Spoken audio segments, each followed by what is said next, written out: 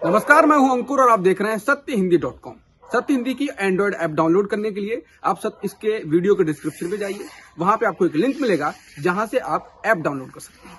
अब एक नजर डाल लेते हैं अब तक की खबरों। देश आज 72वां गणतंत्र दिवस मना रहा है। राष्ट्रपति रामनाथ कोविंद और प्रधानमंत्री मोदी की मौजूदगी में राजपथ पर तिरंगा झंडा फहराया गया और गणतंत्र दिवस परेड को सलामी दी गई। इस बीच किसानों की भी ट्रैक्टर परेड यानी ट्रैक्टर रैली शुरू हो गई है। इस रैली को गणतंत्र दिवस समारोह खत्म होने के बाद शुरू होना था, लेकिन तय समय से पहले ही किसान सिंघू और टिकरी बॉर्डर पर पुलिस बैरिकेड तोड़कर दिल्ली में घुस गए।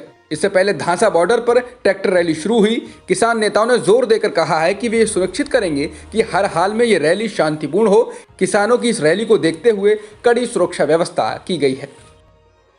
किसान एकता मंच के नेता ने सभी किसानों से अपील की है कि आंदोलन में शामिल किसान शांतिपूर्वक रैली करें और आज के कार्यक्रम को आखिरी आंदोलन न समझें। उन्होंने कहा कि हम बार बार कह रहे हैं कि शरारती तत्व आंदोलन में शामिल हो सकते हैं, इनसे किसानों को बचकर रहना होगा और अपना आंदोलन जारी रखना है। किसान नेता ने कहा कि सरकार चाहती है इस आंदोलन में फूट पड़े और आंदोलन हिंसक हो जाए, लेकिन आपसे विनती है कि हमें साथ रहना है। ये आंदोलन आगे भी होगा।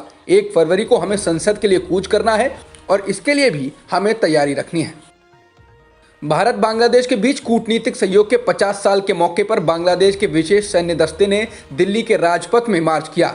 इस दस्ते में बांग्लादेश के 122 जवान शामिल हैं। यह तीसरा मौका है जब किसी अन्य देश की सैन्य टुकड़ी यहां गणतंत्र दिवस समारोह में हिस्सा ले रही है। इससे पहले 2016 में फ्रांस और 2017 में संयुक्त अरब अमीरात की सैन्य टुकड़ी ने हिस्सा लिया था। चीन के साथ गलवान घाटी में हिंसक झड़प में शहीद होने वाले 20 जवानों को गैलेंट्री अवार्ड यानी वीरता सम्मान से नवाजा गया है। 20 शहीद सैनिकों को दिए गए सम्मान में से 1 को महावीर चक्र, 4 को वीर चक्र और 15 सेना मेडल्स दिए गए हैं। बता दें, पिछले साल 15 जून को भारत और चीन के सैनिकों में हिंसक झड़प हुई थी, जिसमें चीन के सैनिकों ने लोहे की कटीली रॉड से हमला किया था, जिसमें हमारे 20 जवान शहीद हुए थे।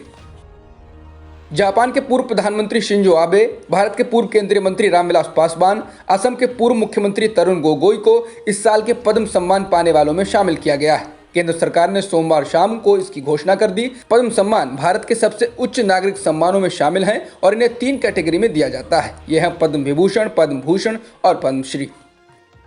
भारत में बीते 24 घंटों में कोरोना वायरस संक्रमण के 9102 ताज़ा मामले दर्ज किए गए हैं, जबकि इस वायरस के कारण 117 लोगों की मौत हुई है। इसके साथ ही अब देश में कुल कोरोना संक्रमितों की संख्या 1,06,76,000 से ज्यादा हो गई है, जबकि मौतों का आंकड़ा 1,53,000 से ज्यादा हो गया है। फिलहाल एक्टिव मामले 1,77,000 के पार हैं।